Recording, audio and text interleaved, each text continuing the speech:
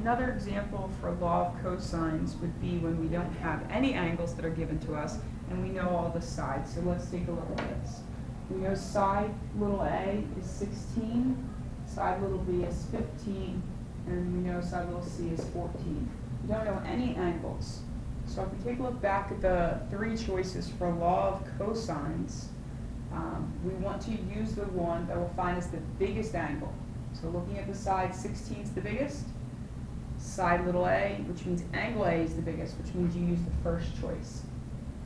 So filling in the pieces there, we get 16 squared, a squared, equals 15 squared, which is b squared, plus 14 squared, which is c squared, minus 2 times b and c now, so it's 15 times 14, and then we have cosine a. So now we need to simplify this. 256 equals 225 plus 196 minus 420 cosine a. Even further, we end up with combine these and move them to the other side. We get negative 196 equals negative 420 cosine a. Divide by negative 420.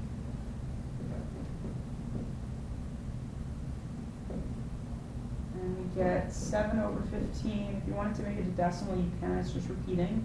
So I would rather write 7 over 15 cosine A. And once again, to find the angle in your calculator, you need to press second and cosine.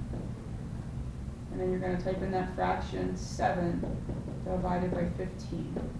And press enter.